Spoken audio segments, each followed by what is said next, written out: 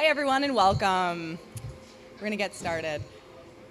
So welcome today to Ready, Set, Grow. For over 20 years, PARO's Centre for Women's Enterprise has been an essential part of supporting Northern Ontario's diverse population in creating, growing, and sustaining their businesses. Each program is tailored to the needs of those involved, including women, francophones, First Nations, youth, persons with disabilities, low-income individuals, and new Canadians. I'd like to welcome all of the partners, press, and everyone who has joined us here today at the Renaissance Cafe. And welcome to those of you joining us through the live web stream as well. We're glad that you're all able to be here with us today. My name is Alexis Shermack, and I am the project manager of the SENO Co-Starter for Change program. With me today is Maggie Toppin, SENO program assistant and NOHFC intern, and you'll hear a little bit from her later. Also joining us through Skype is SENO's Northeast team, Katie Elliott and Zach Faldian, who work out of Nordic Institute in Sault Ste. Marie. Hello, Katie and Zach. It's great to have you guys with us for this exciting event as well. In June of this year, PARO Centre for Women's Enterprise announced a call for applications for an exciting new project funded by the Social Enterprise Development Fund. The Social Enterprise for Northern Ontario, or SENO, Co-Starter for Change program was launched. PARO has partnered with a group of energetic, motivated, and experienced professionals to form a review committee and ignite and motivate change inspired by social development. These partners include Nordic Institute, Thunder Bay CEDC, Northwestern Ontario Innovation Centre, Sault Ste. Marie Innovation Centre, the United Way of Sault Ste. Marie, RBC, BDC, Copperfin Credit Union, along with various other partners and contributors. I'd like to recognize all of the time, effort, and additional support that our partners have contributed and continue to contribute to this project. The review committee for this program had the challenge of selecting only 6 early-stage, high-growth, scalable social enterprises to receive grants, loans, and additional support through educational, networking, and mentorship opportunities. This was a particularly difficult task due to the large number of applications received, as well as the dedication of all the social entrepreneurs who applied. Today, we are here to celebrate the 6 social enterprises that were selected this round to be part of the SENO program. But more than that, we are also here to support and celebrate all the amazing entrepreneurs working behind the scenes to create solutions to unique issues and impact real change in the region. These owners, operators, members, volunteers, and employees deserve recognition for their hard work and dedication, not only to this program, but to the entire community. I'd now like to ask Maggie Toppin, program assistant, to come up and help us introduce our social entrepreneurs. Everyone. So this time we're going to introduce our social entrepreneurs. So the first one is going to be Cindy Crow, and she's the executive director from Blue Sky Healing Center, and her social enterprise is One Tribe Indigenous Worldview Training. So Cindy, if you'd like to come up.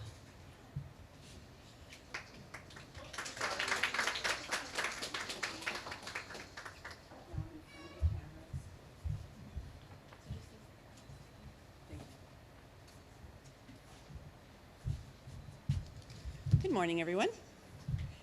Am I okay on this mic? Yes? Okay.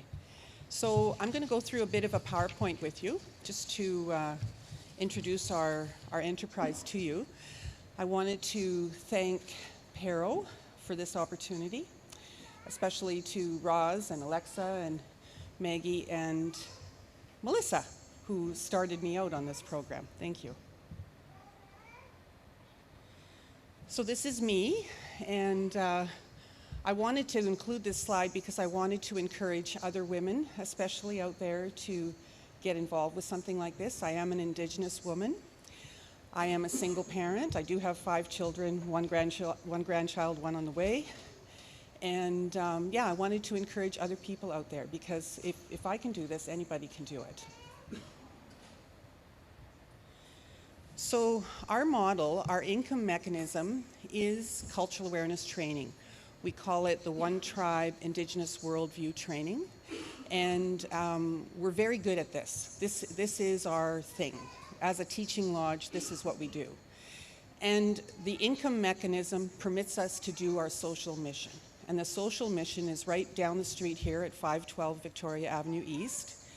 And we welcome residential school survivors and people of all nations, all groups. We welcome everyone. And this particular exercise is helping us with our sustainability. So we're very excited about it. So yeah, so working with SENO, it's been a great opportunity. It's really helped me to focus. Running the Blue Sky Community Healing Center, it's like this. My focus is like this all the time. And so to bring it in and really focus on what I needed to work on, it's been a very great process for me to go through.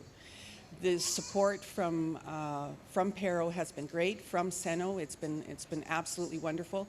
Attending the workshops and going through the various exercises has really helped me. So I really appreciate it.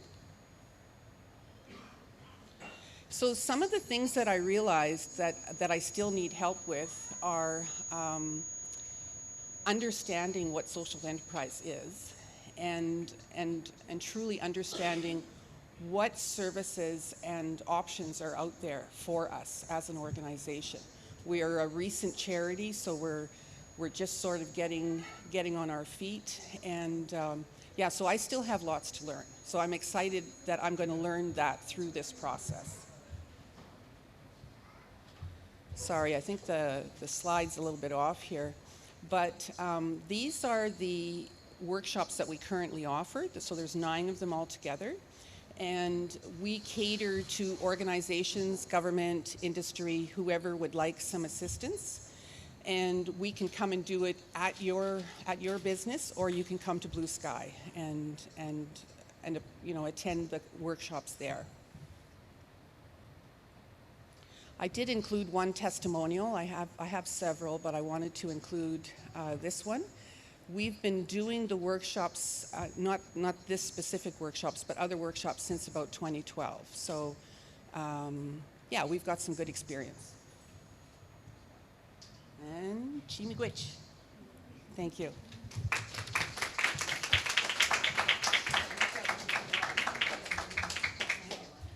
Good morning. My name's Paul Amano. I own Boreal Journey Sled Dog Kennel in Kaministiquia, Ontario, so close by. A quick history of my business. 7 years ago, I started Boreal Journeys, and the first leg of that journey started with getting support from the Entrepreneur Center housed in the Community Economic Development Commission. And they got me started on business planning. I was always a dog guy, but never a business guy. The Entrepreneur Center helped me sort out my ideas and get me started and find financial supports for myself as well.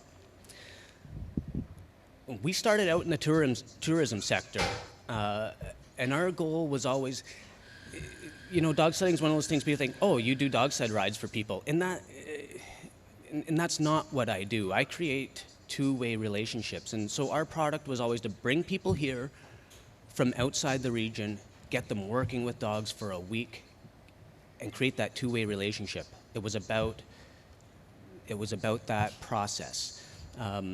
But along the way, we lost that. We came back to day trips and that kind of thing. And I always felt like something was missing. The power in it was missing. But what happened is a few years ago, the power of the dogs came back to light, and that happened with some community, socially minded organizations finding us and coming to us. I didn't seek them out. They came to us and said, can you do this? And I said, sure I can. And we started to get organizations coming to us to help support their social missions. And the reason that they did this was, I think, because these organizations realized one thing, that working with animals, it's not about what you get out of it. It's about what you put in. The true value is it comes in that. It's you, what you are able to do in that environment. And we've managed to create real connections between people and our dogs. So our goal is to create community and weave a story of this place. Thunder Bay is a moving place. It's a rendezvous place. Pre-European times, it was a moving place, a place of meeting and coming together of multiple modes of transportation, and it still is about that. Our port is a strong, healthy port. That story has been constant in this region's history. Our goal is to take people and weave that story through our whole community, attach them to that story and bring it back to us. One quick anecdote, we had a group that came to us multiple times over the last year, and one woman in that group, this is a group who works with people struggling with addictions. One woman in that group had a real bond with a dog named Yukon in my kennel. And then in the newspaper, Yukon was featured in an article. There was a picture of them. And the next time she came to my place, she said, Yukon was there. I saw him in the newspaper. I cut it out, and I have it. And she went like this, I have it. Made that motion to her heart. Like, she had a connection with Yukon. Yukon was a central theme in our community's news. And it brought her from a place maybe on the margins and brought her into a central story. And that's the power of what we can do. So, we've worked very well with First Nations. Our social mission really serves around First Nations. Dog sledding was an endemic part of the First Nations economy before the residential school system.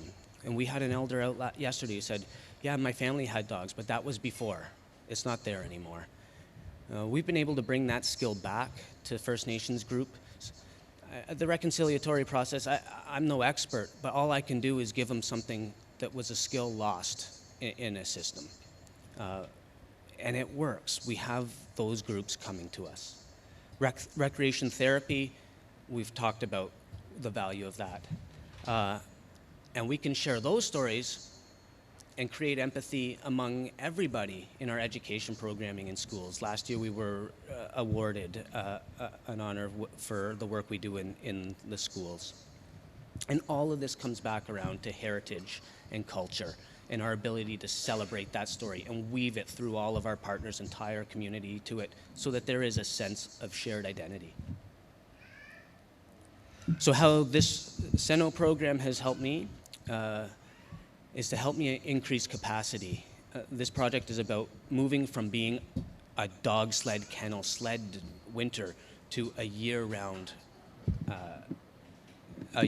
organization. So you can see here pictures of our fall programming, as well as increasing markets. And this dog here, you see her name's Eureka, and we're playing with the idea of forming Eureka Consulting, where our dogs are the consultants, but the social theory we use with our dogs is applicable to all kinds of other situations, and our corporate sector is where we are going to aim those services, bringing them into connection with our dogs, and then therefore into the story of our social mission and their successes. So I owe a big thank you to Alexa and the crew at PARO for advocating for the Social Enterprise for Northern Ontario program, as well as the Northwestern Ontario Innovation Centre, who's a partner on this project, and they have been immense support for me and through this process. Thank you. Okay, so now I'm actually going to call up Alexa, and she's going to speak on behalf of Cloverbelt Local Food Co-op and Cloverbelt Country Meats, who weren't able to join us in person today. So Alexa, if you'd like to come up.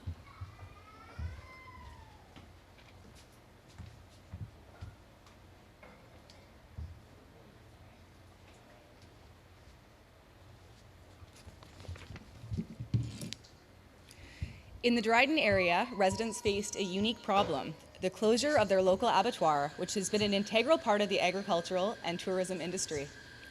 The facility processes all the cattle and poultry for Dryden, Kenora, and the surrounding areas, in addition to pork and wild game. Its users include residents of several nearby First Nations reserves and 4-H youth, such as the Steer Club.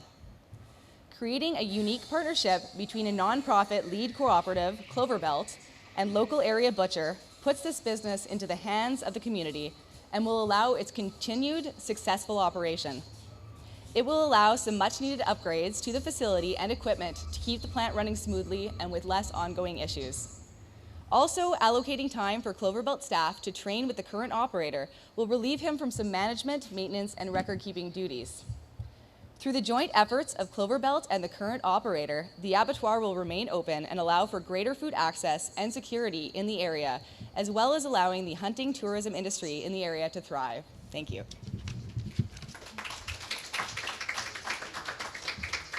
Okay, so our next social entrepreneur is Karen Kirk, and she's from Willow Springs Creative Center.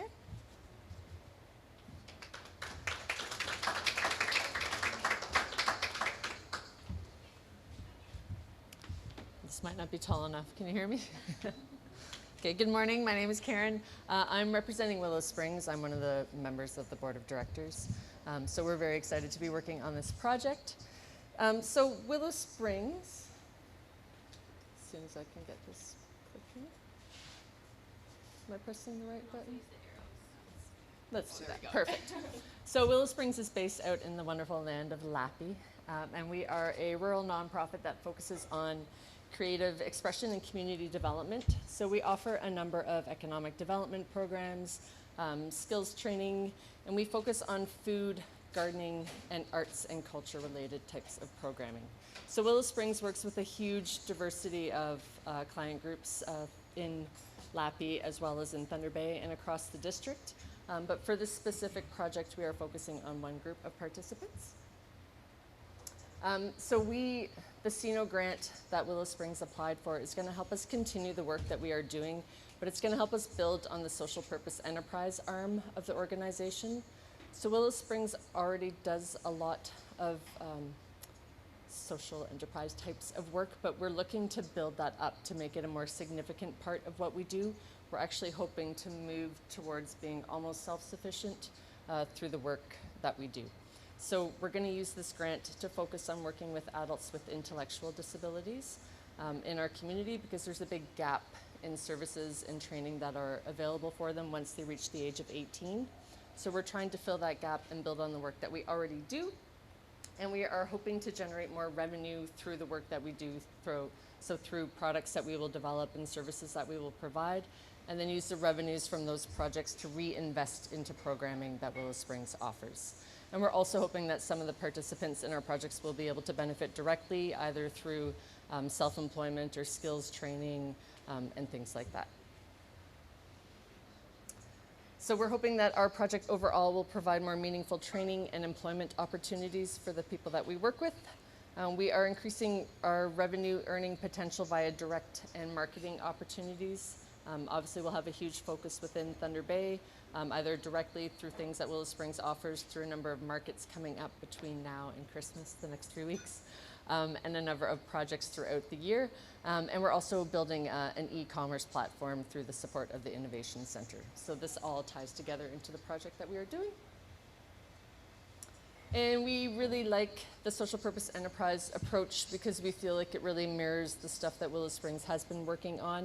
We think it's a really progressive approach to program delivery, and it helps us to incorporate social change at a broader level, not just within our organization and with the groups that we work with. We hope that it will have a more meaningful impact across the community. So stay tuned for more. I hope that if we do this again in 6 months or a year, we'll have a lot more really exciting things to share. Thanks very much.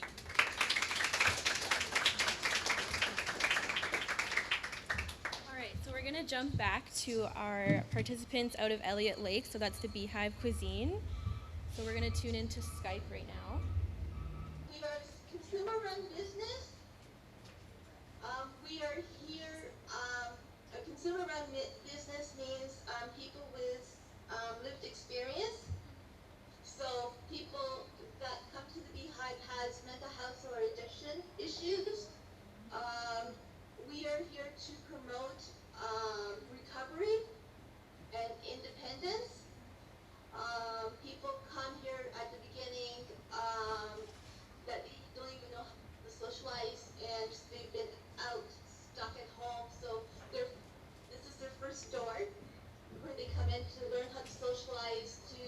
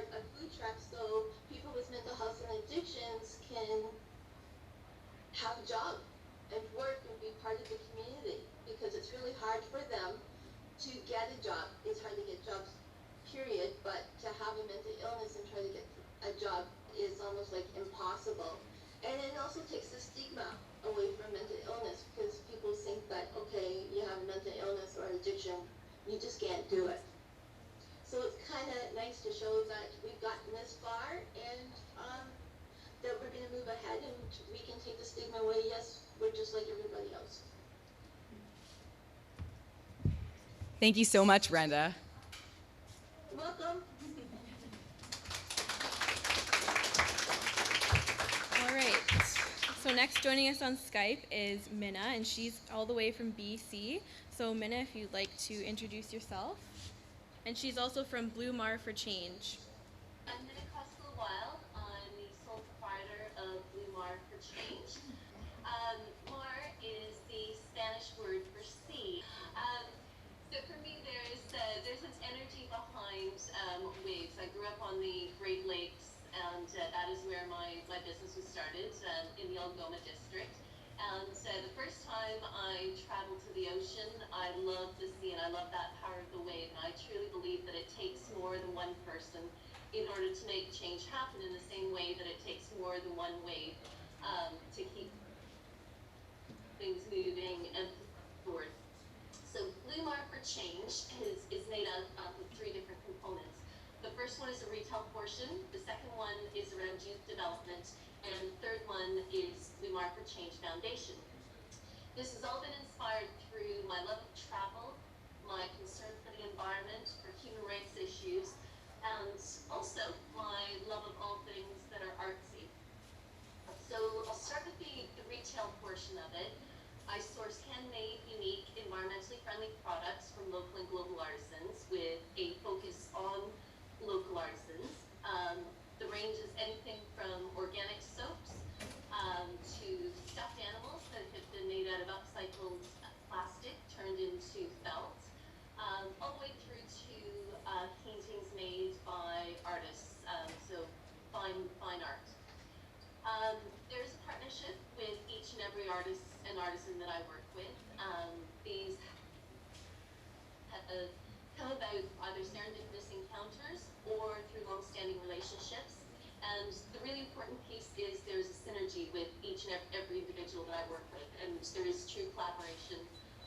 From the way that we decide on pricing to how we work together on a day-to-day basis. Currently, I've started out with markets, and markets in Ontario was the launch pad in June, and now moving out to specialty markets in British Columbia. I've got a new website in the works, so Blue Mar for Change will be going online as well with retail sales, and eventually to a physical location. The second portion of this is around youth development, and it's very much around capacity building, networking and mentoring. It's about encouraging youth to follow their passion and providing them with those skills and the resources in order to make that happen and to make a positive difference on the planet. There's a quote by Jane Goodall, somebody who is a very inspiring figure to me. What you do makes a difference, and you have to decide what kind of difference you want to make. So for me, it's about making a positive difference through our everyday decisions and our actions, and what we do and what we work on together. And I believe that this is very much through that sense of community spirit, which leads me to the third portion and component of Blue Mar, and that is Blue Mar for Change Foundation. This was is currently set up as a not-for-profit, and I'm applying for charitable status. 1% of all the sales from Blue Mar for Change go into the foundation. And the first passion project that falls under this is buying a sewing machine for Lucia in Nicaragua, one of the artisans that I'm working with closely. I buy handmade bags that are sewn out of upcycled fabrics from her, and she needs to move to a larger machine in order to be able to make more, and in order to make her life a little bit better, in order to make that happen. And from that flows out into that community and alleviating that poverty piece. For me, it's all about working together, and I'm very grateful to SENO Co-Started for Change for this opportunity, and I do believe that all of us doing our pieces do create a brighter and kinder planet. So thank you very much.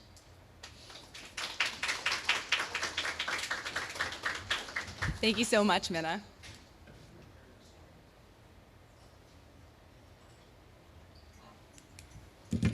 thank you to all of our social entrepreneurs for speaking today and giving us a bit of insight into the world of social enterprise. The SENO Co-Starter for Change program supports a vital aspect of what makes communities strong by building purpose-driven, high-growth, and cutting-edge social enterprises that prioritize the planet and the people who borrow from it, while generating considerable profit that creates jobs and supports the local economy. Thank you all for joining us. Thank you to the press. Thank you to our partners. Thank you to our social entrepreneurs for joining us today to celebrate the accomplishments of the SENO social enterprises. We're now going to be taking a 10-minute break so that everyone can get themselves a drink and the press can have a chance to speak with our entrepreneurs. And then we're going to get started for our call for applications. So thank you all for joining us. Also, just as a friendly little note, Maggie has an email list. So if you want to learn more about the SENO program or you want to sort of stay in contact with us, make sure you get your email and contact to us. So we'll see you all in 10 minutes. Thank you.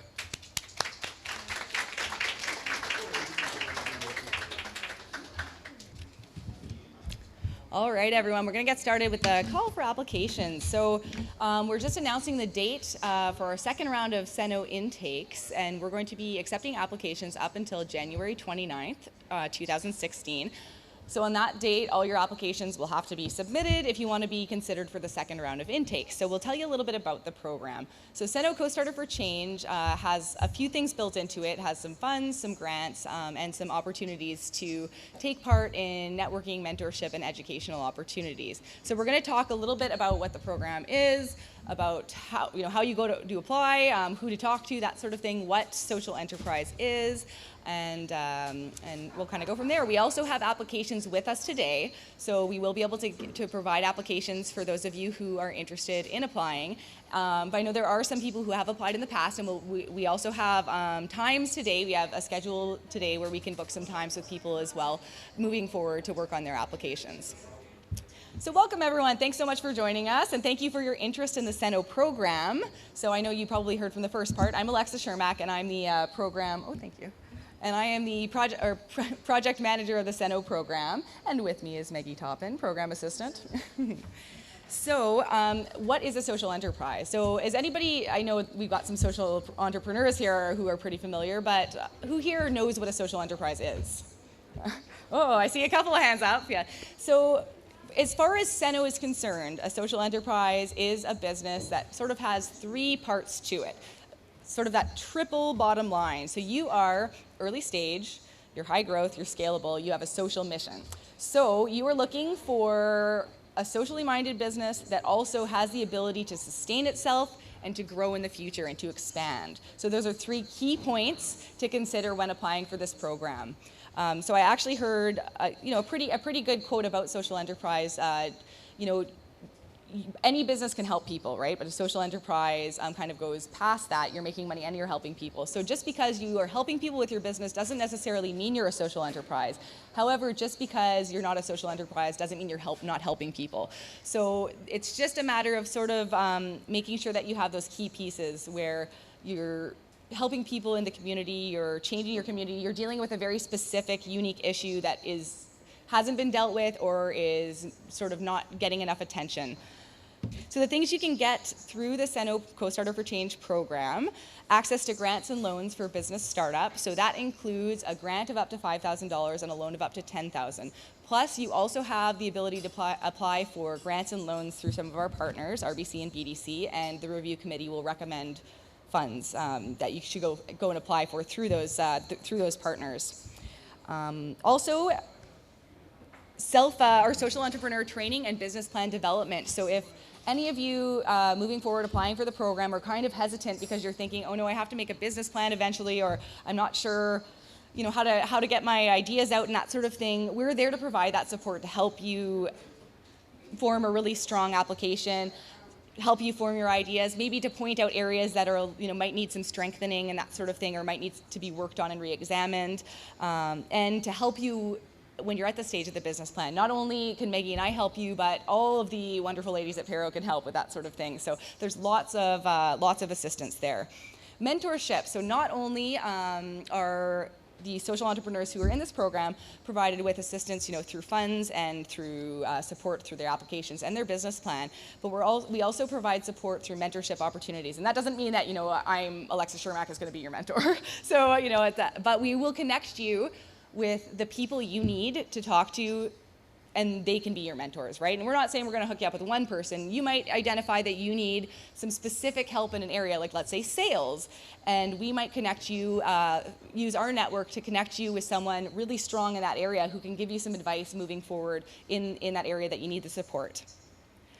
Also, cutting edge technology. So, we can help, even today, right? We can connect with you, we can help you connect to other people, we can help you talk to the right people with advertising and that sort of thing. One-on-one coaching, we can sit down with you and literally talk out your idea from beginning to end, if that's what you need, right? If you need support from stage 1 to the end of your application, and then once you get in the program, you need even more support, that's just fine too. When we say early stage, we mean early stage. So a lot of our social entrepreneurs might be established business or organization, business owners or executive directors of organizations, but in the social enterprise part, that might be a little bit newer to them. So that's where we're able to offer that support. Advisory support from all of our partners. So we have a ton of partners. I know I named them before, but actually I'd like to name them again just to acknowledge them one more time, because they're an extremely strong group of partners who have been very helpful at also using their networks to connect our social entrepreneurs to people they need to speak with and different opportunities, whether it be educational, whether it be workshops they're putting on through their own organizations or businesses, or whether it be through grants and funds and that sort of thing. Our partners are really integral to the success of this program. So I'm just going to name them just again to acknowledge them. So they are Nordic Institute, and you saw our Northeast partners there on the screen, Zach and Katie. Thunder Bay CEDC, Northwestern Ontario Innovation Centre, Sault Ste. Marie Innovation Centre, the United Way of Sault Ste. Marie, RBC, BDC, Copperfin Credit Union, and along with various others. And moving forward, we do plan to partner with even more, create an even stronger network of partners to be able to provide the social entrepreneurs with even more opportunities. And as I mentioned, networking opportunities. This is one of them, right? So you guys are all here today. You're all interested in social enterprise. This is a great opportunity for all of you to connect, talk about your ideas, see what other people are interested in, see if there's even ways of forming partnerships between you, that kind of thing.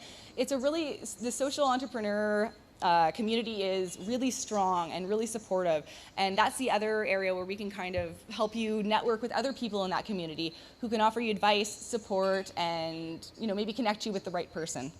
So just going forward to outline a little bit about what happens once you're actually accepted into the program. So the social entrepreneurs who were accepted, they're involved in a 12-week educational mentoring and networking sort of assessment period, and where they have to take part in, where they're required to take part in a bunch of opportunities. However, they're useful opportunities for these social entrepreneurs. They're opportunities that the entrepreneurs have identified as being useful to them. So we're not sort of saying you need to learn about this and you need to learn about that. We're actually just there sort of to liaise between the people that the entrepreneurs need to see and meet with. All right, so let's talk just a little bit about the social impact. So you have to make sure, that's the big, huge part of social enterprise, right, is that you are impacting your community in some way that really, is, like I said before, has not been addressed or has been under-addressed maybe. So that could be really anything. If you think about in the Dryden area in Clover Belt, their abattoir was closing, so they created a unique way of keeping that open, right, and that is a really interesting model where there's multiple people kind of working together from multiple places, and they said, here's the problem. Individually we can't create a solution to this problem, but let's all connect and let's create a way to not only keep the abattoir open, but to employ more people, to train more people, to take some of the burden off of the management so that it can be run more efficiently and it can move forward successfully, right? So that's a really a good example. All of our social enterprises are good examples of social impact. So it's there is, the way the application is laid out is not too unlike a business plan, right? So when you apply, you aren't required to apply with a business plan. However, if you are accepted, you will eventually need a business plan. So it's always a good thing to sort of get started on that. This application is really a useful tool in helping with that business plan as well, because it's laid out sort of in all the areas that you need to cover in a social or enterprise business plan as well. Plus, we are able to provide a template for social entrepreneurs for their business plan, and that should help as well, kind of walk you through all the different things that you need. Okay, so we do have applications with us today. We also have a contact list, so I really highly encourage everyone here to make sure we have all your contacts. Like I said, we are going to be booking appointments here today as well, so Megan and I will be around for a while, not only to chat with everyone, but to book those appointments and connect you guys if you want to talk with our amazing social entrepreneurs who are here today, or if you're interested in speaking with any of our lovely PARO staff who are sitting at that table back there. That would be amazing. But on behalf of myself, Maggie, and the PARO Center for Women's Enterprises, thank you to everyone. This is a great turnout. Everyone who came out today to support our SENO social entrepreneurs and to find out more about the SENO program. And thank you so much to the staff of Thunder Bay Live and the Renaissance Cafe for providing the technology and hosting this event and allowing us to connect to our Northeast partners, out-of-town participants, and anyone joining us today through the web stream. And of course, to Fire Dog Communications for helping to coordinate yet another successful event. And finally, thank you to everyone here for supporting the SENO program and the growth of social enterprise in Northern Ontario. Thank you so much.